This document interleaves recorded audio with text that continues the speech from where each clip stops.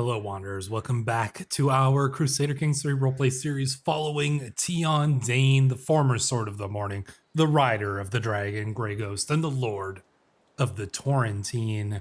Now, in that last episode, there was a gruesome battle fought here over the land here in the Red Mountains between Horn Hill and Sunwatch, and a lot of devastation was had at the hands of the dragons, Grey Ghost, Caraxes, and Vagar.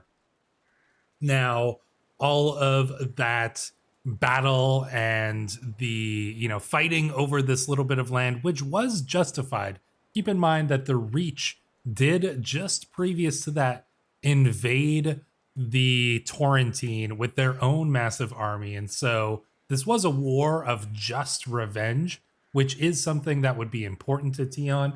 And coming back from it, he would obviously be hailed as a hero, one for his spectacular victories over the forces of the Iron Throne, but also, capturing land from them after that. And like the use of the dragons and having dragons on the side of Dorne is probably giving a lot of hope to the Dornish people.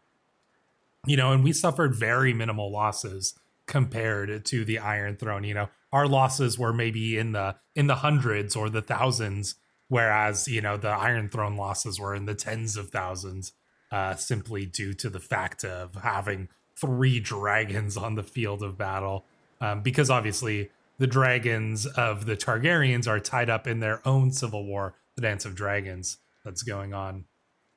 But obviously that is going to have an effect. Like, Tion has never used his dragon in battle in this way before, and so we have an interesting event here which kind of shines a light on this fact.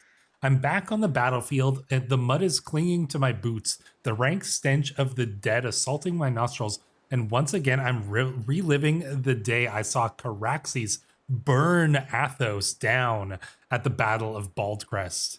I wake up gasping, cold beads of sweat clinging to my face. All alone in my room, I must deal with these troubles myself. So we're having essentially a PTSD moment. We saw Athos and all those other commanders of the Reach forces, burned by the dragons and by Caraxes during that battle. And that's obviously triggering us. And I think that this, despite being hailed as a hero for the great victory we won over the Iron Throne, even though we only took a small piece of land, it was a symbolic victory. Revenge was had for the Reach invasion of Dorne. But Tion is deeply affected by this. And I think that the idea of using his dragon in battle like this again is something that he is not going to be keen to do. He's a man who will do his duty, but I think that he is deeply affected by this, and I don't know if he will truly ever recover, especially after the loss of his wife. So we're gonna say we should try to forget, because I think we're taking a more contemplative approach at this. But yeah, I mean, who's to say? Like, Tion, I think, is deep down, he is a good man, but like, we have the trait melancholic. We are obviously deeply disturbed by the death that rained down during that war. So while Tion is, certainly held as a great, victor, a great warrior, and heralded in Dorne, especially considering Prince Corrin here, refused to assist, refused to do anything to get revenge in regards to the Reach's invasion of Dorne, but Tion did. So there's probably a lot of people in Dorne who are, starting to see Tion, a dragon rider of House Dayne, in a different light. And, Corrin might seem a little cowardly. He's not technically a coward, but he is patient and deceitful. And those two traits might seem like cowardice to the outside. The fact that he's, he might be plotting and planning his own, machinations against the Iron Throne, but people don't see that, and they might see his refusal to have fought for revenge as cowardice. So Tion's probably seen in a much higher light than he was before. Now, another bit of time has passed since the end of the war. I've let some time go, and well, the war for the Iron Throne has shifted back again in favor of King Maelor. You know, Prince Aegon here had a pretty decent, turnaround while we were dealing with the troops of the Iron Throne here. But now that our war is done, we don't have this distraction down here, and we're not laying waste to tens of thousands of troops every battle. And so they've been able to turn those troops back against Prince Aegon here, who is now in pretty deep trouble. The only reason why he's not capped out on the war score against him is that he holds two small parts of a county that prevent them from getting that 100% war score. So it's going to be difficult for Prince Aegon to turn things around here. That was kind of expected. But the fact that this war has been going for 8 years, and, lots of the sides have kind of changed up a little bit and stuff here and there between it. A lot of people have died. There's been a lot of events during that war. It's certainly something that is, this war is definitely a Dance of Dragons style thing. And, now we've got King Maelor here, who is coming out as, a true, a strong king. He's 15 years old now. So, he is, has the capability of potentially riding a dragon, although his dragon, I did realize this. I was wondering why he wasn't a dragon rider already.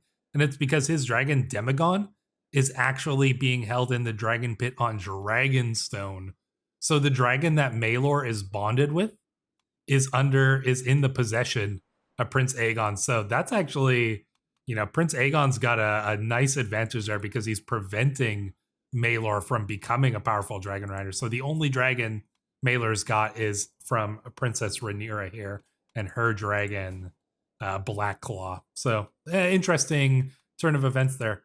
Now, as this war is, continuing, obviously Daemon, the king of the Crimson Throne, is seeing his chance to take the Iron Throne himself become more and more fleeting. And so he has decided, despite all of the odds against him, to make one last claim. Look at him. I mean, he's 51 years old. His wife, Laena, has just died. He doesn't have any dragon eggs, I believe. No, he doesn't have any dragon eggs. His son's dragon egg became petrified, so it can't hatch. I don't think his kid has a dragon egg. No, so Daemon's got no dragon eggs. He's got, the only dragons he has, he's got Caraxes here, who will potentially go into their dragon pit that they've got here in Myr. But Vhagar went wild. Vhagar's currently somewhere in here, I believe.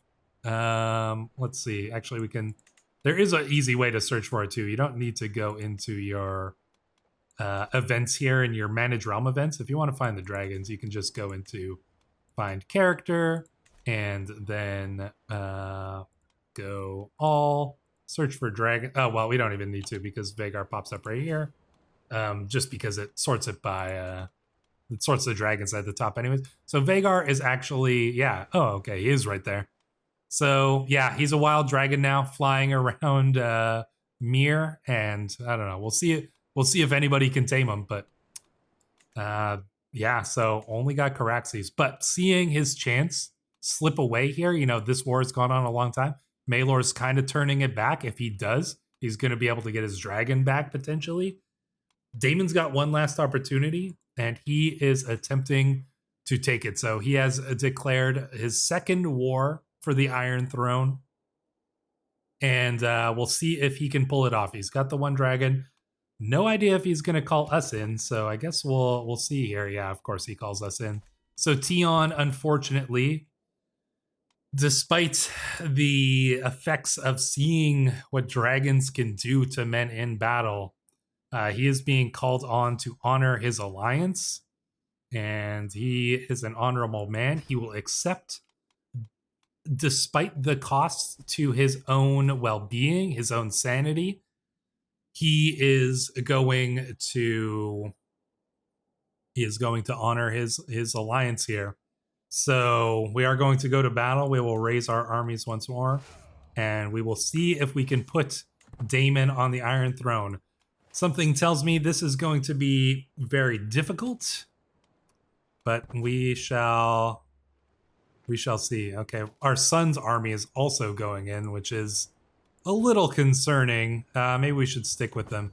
His wife is probably there with him, I assume. So, you know what? We'll back him because that's 2 dragons. So, you know what? We'll go in. And Grey Ghost and our son's wife's a dragon. Princess Leanne's dragon. Azantes. You know, small dragon, but we're going to back him up here. So, let's see where they go in. I'm assuming they're going to go for some sieging. It'd be nice to probably, you know, I'd like to back up Daemon himself with his army. He's got a decent amount of troops, but yeah, I'm not sure where he's going to land. So we'll just stick close to our allies here for now. Looks like we're going to go and do a little sieging down. Nope, going back. Okay. I will attach to their army if it lets me, just so we don't need to pay direct attention. No, okay, we're going to move. Looks like we're moving. All right, we're going to follow them for now. If they look like they have no idea what they're doing, then we'll start moving them ourselves. But for now, I'll trust that the AI has some sort of plan, which is hopefully to go straight for King's Landing, because that's literally the only way we're going to win. Okay, now they're getting in their ship. All right. They're probably going to meet up with Daemon. Oh, going for Tarth again. Okay, well, I'm actually okay-ish with that. I see some troops moving around. Where are these guys going? Hopefully they're not sending 900 troops to go and invade the Torrentine. That would be a little bit annoying. Let's go and siege down Evenfall Hall itself. And get that siege done there. Can we use our dragon? I'm wary about using dragons in sieges after Lena was killed during her siege while riding a dragon, but the siege is going pretty slow. We really don't have a lot of siege weapons. We can probably afford, you know, 1 or 2 upgrades, but these ones aren't going to be with our army anyways, because we'll have to raise them up and bring them over. It's fine now. We'll get this siege going, and then hopefully Daemon's armies will assist with that. But we really should just be going for the Iron Throne in hopes of potentially capturing the Iron Throne itself, capturing King's Landing, because that's the only way we're going to pull off a victory, especially considering that this war is probably going to go in favor of King Maelor pretty soon here. We are at plus 11 war score, though, so that's a good sign. Don't see any enemies in our lands, so not too worried about that. We do have, what, 2 or... assume... Oh, let's see. A truly dark sister. It was a beautiful service commemorating Jessa's and all her deeds. Who is this woman? So, Silent Sister Eleanor the Cannibal? What? Lost in thought as to the meaning of life and death, I find myself in the sept long after the service is over. Such stillness I must have presented that Silent Sister Eleanor was not aware of my presence as she stepped towards the body. At first, I think she is doing the final preparations of the body, but instead she leans down and takes a small bite out of Jessa's fresh corpse. What? Perhaps I can... Actually, that does look rather fun. What? That's hilarious. We could just become a cannibal. This makes literally no sense for our character, but this event is just awesome. We're gonna have this woman arrested. You know what? She should probably marry Magnus, considering the man's a kid. They can enjoy meals together. What a weird event. I've not seen that one before. Very amusing. But no, we're not gonna become a cannibal. Like, We are starting to get some war score here. I kind of wish that their army would come and back us up and help with the siege a little bit, but is it possible to bring our other siege weapons in here? We could. Can we manually raise our men-at-arms? If we go here. Let's see. No, because the armies are not. They haven't built them yet. All right. In any case, let's another siege here. Our war score is not going to actually be that terrible if we get a couple sieges going. Still 97% on their war over here. King Maelor is 16, so even though he doesn't have a dragon, he can get himself in battle. And the kid knows how to fight. You know, he's not completely terrible in battle. He turned out to be a gracious envoy, so he's very diplomatic. You know, if he can win the war, he might make for a strong Targaryen king. Prince Aegon, his wife's still in jail, so... Oh, and his kid is captured too. By King Garrick of the First Forest? Okay, no idea how that happened, but... it's kind of a little bit ridiculous. Okay, they got some more sieges going. 22%. Wow, actually, you know what? There is a weird chance that Daemon could actually somehow pull this off. I will be highly surprised and amused if Daemon somehow does pull off a victory, despite being outnumbered 10-1. Even though we've got a couple dragons on our side, 3 dragons on our side, technically. It still seems a little bit unlikely. Doesn't look like we're building up those mangonels while we're up here, so I do wish that they would come and help with our siege here. Oh, what is this? I, Bernard Stark, hereby declare myself king. All shall acknowledge my free and independent rule. What? Gods be good. The North has gone independent. Okay. Oh, wow. Okay, that's okay. So Maelor won. What happened to Prince Aegon? Still free. How did their war end? Oh, I wonder if it was a white peace. They don't have a truce or anything. Enemy allies join war. Enemy left war. Oh, neighboring ruler won war. Yeah, okay. So he won the war. I wonder what he's going to do to Aegon. Good question. But the fact that the North decided to go free during all that, very interesting here.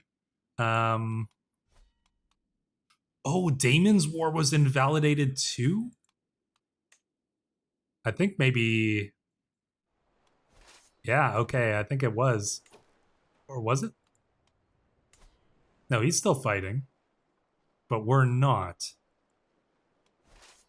Okay. I assume we're gonna get called back into the... Oh, you know what? I shouldn't have disbanded my armies there. I should have offered to join the war. No, I can't.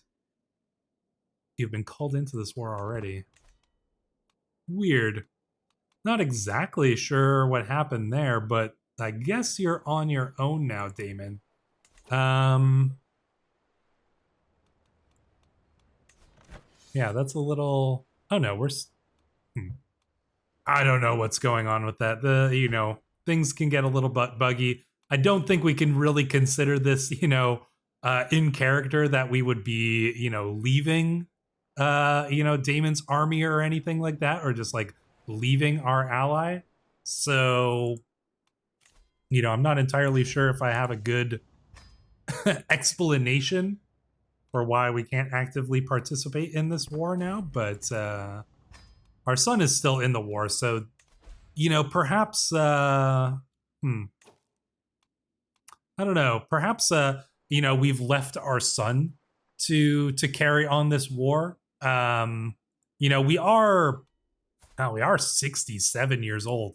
Perhaps we're feeling a little bit, rough and under the weather. And so we've, left the war up to our son. And, our son is bringing in, Damon's daughter, Leanne, here. So it's not like we've left him, dragonless and allyless. So the best I can think of is that Tion is feeling his age, feeling ill. He hasn't been able to keep up with the battle in the war like this, and so he's put it into the hands of his son, Lord Aaron, the Sword of the Morning, who, as you can see, is still involved in the war for whatever reason. So we've got a son here, Barrick.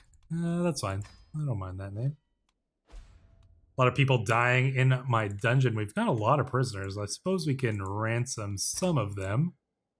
Get a little bit of money out of this anyways here. And some hooks. So gotta get that money building up. And, continue to perhaps build up some more men-at-arms. I would like to create a Starfall Swordsmaster Regiment, just because those sound cool. They have an interesting description here. It gets a little bit cut off, but named after their ancestral seat, Starfall, these soldiers are renowned for their unyielding loyalty and unwavering dedication to defending their city, house, and the people of Dorne. As heavy infantry, they are equipped with sturdy armor and formidable weapons, making them a force to be reckoned with on the battlefield. My great-granddaughter Arlette presents herself. Bedwick recounts a week of failed teachings and frustration. The child wrinkles her nose at her homeland's beauty. She scorns the need to stand, to fight, to defend our folk. She has been taught sniveling self-interest. Bedwick's wrath is leveled against the child's father. Is there any sense of duty to his people in Lord Aaron? How could proper Stone Dornish youths come from such a court where they're taught nothing of our traditions? No, I think I shall correct the child myself. I think we shall. Yeah, I think that's what we're going to do. We're going to try to teach Arlette herself. And our fine values are deeply instilled. See, she just needed to hear it from the Sword of the Morning himself. So, there you go. That's, you know what? That's why we came back. We got to take care of our family in our old age here. And you know what? A 67-year-old man shouldn't be flying around on a dragon in battle anyways. So, you know what? I think that's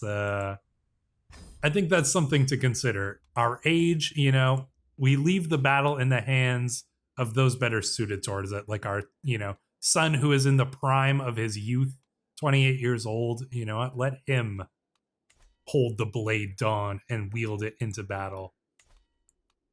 The question is, do we finally make peace with Prince Corrin? He has continued to offer us the position of, Admiral, which I don't think is high enough. I think if we, I think we could try to do something more here. I'm tempted to, we could increase our taxes or not our feudal levies. We could potentially get council rights guaranteed if we offer him slightly more taxes. It's only going to be 0.5, which is not that big of a difference. We actually gain some nice bonuses because we're already a march. So I think if we do this, we will agree to pay higher taxes, but we will get that council rights guaranteed, which we can use to demand a council position, such as, we got personal steward here. Interesting. Castellan. You know what? That's essentially, the hand of the king position. Monthly lifestyle experience, development growth. I think that we are going to demand this position. Oh, we can't. Oh, we can. There we go. And this will be, we will accept peace with the Prince of Dorne, despite the fact that he has spurned our son, Prince Corrin the Sage, in favor of a, baseborn, though legitimized bastard.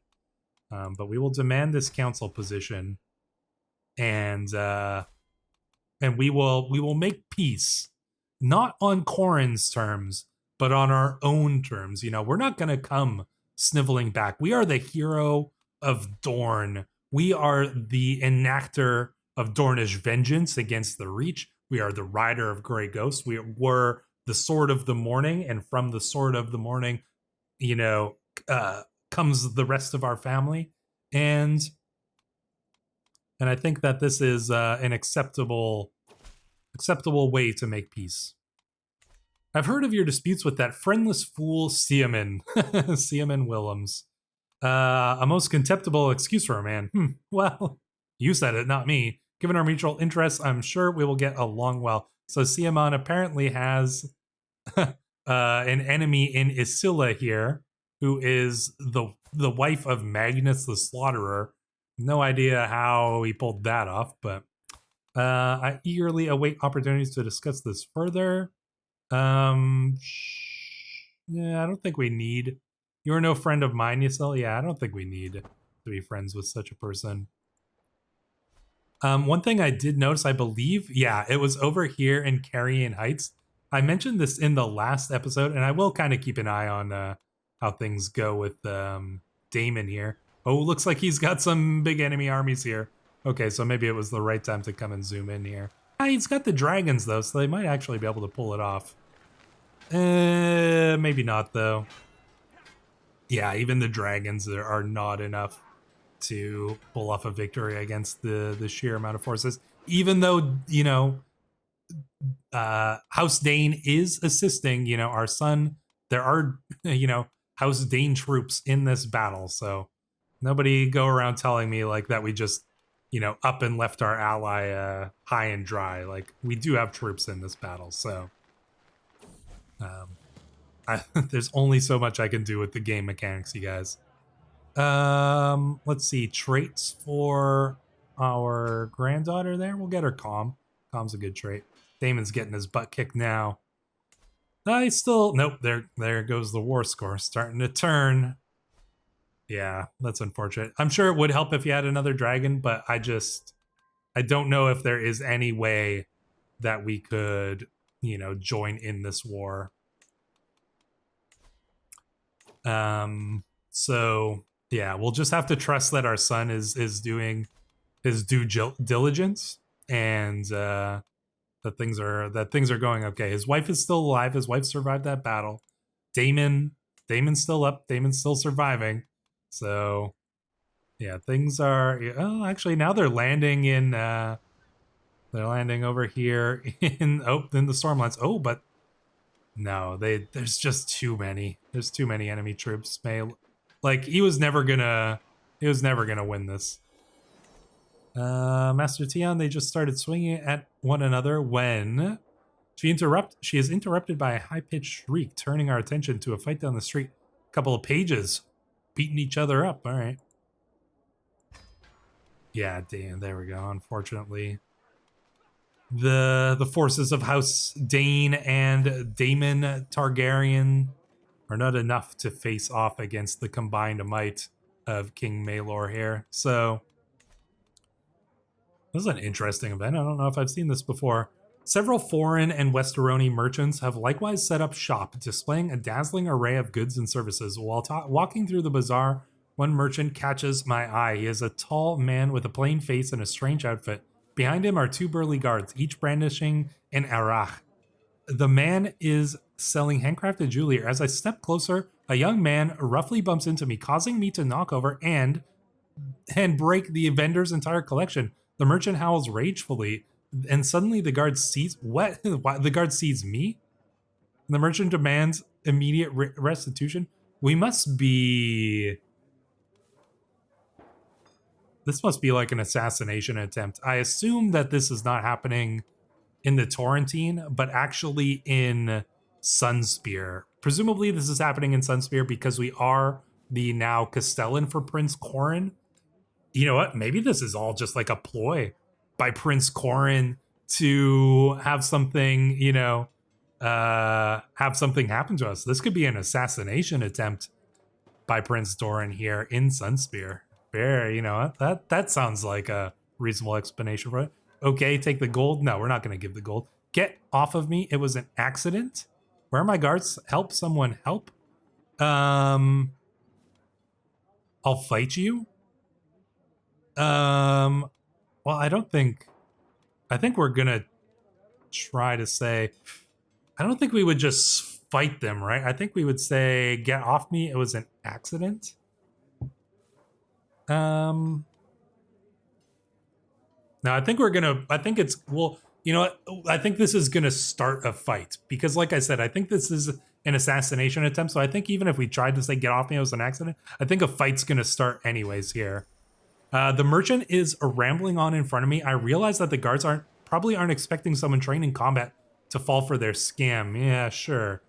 With a quick movement, I strike the guards with a headbutt, temporarily disorientating them and duck out of their grip. I pull out a dagger and dodge the blows from one of the guards. As I roll past them, I stab him in the unprotected stomach. I'm gonna assume that this is, for the sake of like this making sense, like it's probably clear that this is some sort of assassination attempt.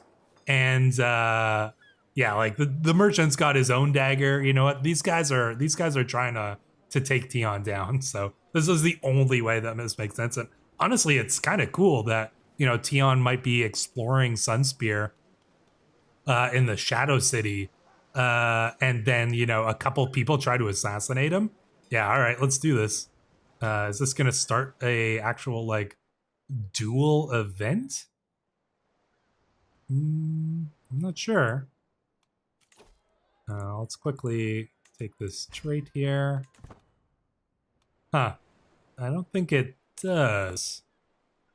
Maybe that one's bugged out or something? Maybe, okay, well, if nothing pops up, I'm gonna assume that we...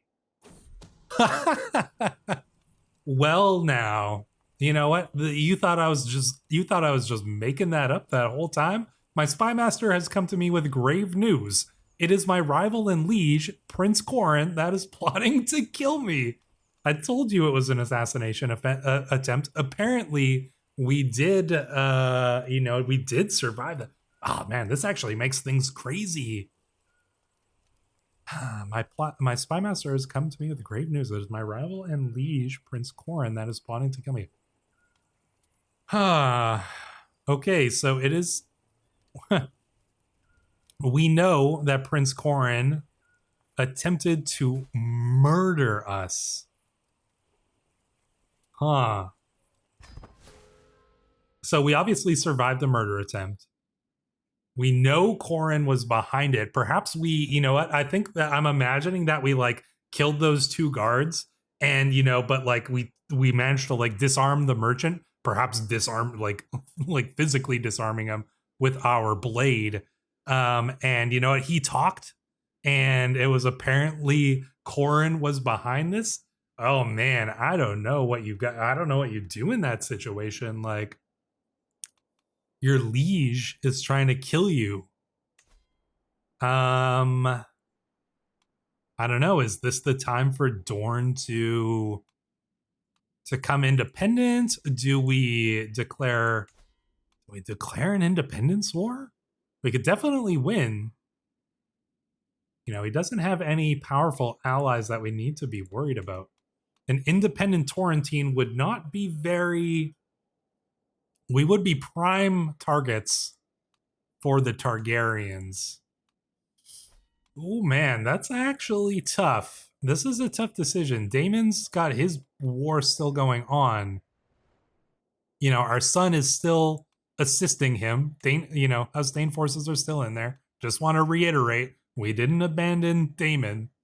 You know, our son is leading our forces along with his dragon riding wife. So, but yeah, do we go and declare independence? Do we potentially... Oh, you know what? We could potentially we could leave the Liberty faction, but we could start either an independence faction or a claimant faction. Do we put Corin on the throne? Oh, his wife... Oh no, our granddaughter, Jessa Whitestar, died? How did she die? Died in childbirth. Damn. Do we put Prince... You know what? I could see us putting Prince Corin on the throne. So I think we have two major options here. Create an independence faction or create a claimant faction. Because, look, if your liege is trying to murder you, then you have no, your obligations to him are, I would say, void. Regardless of how honorable you are, how loyal you are, I'd say that voids the contract between vassal and liege. And so I think we have a lot of opportunity here to play this out in whichever way we see fit. So I'm going to rely on you in the comments. We are 68 years old, and we have this opportunity for Lord Tion to do something at the end of his life that could change the fate of House Dayne and Dorne forever. So let me know what you think that should be down in the comments. This is where we'll end today's episode. So thank you all for watching, Wanderers. I will see you in the next one.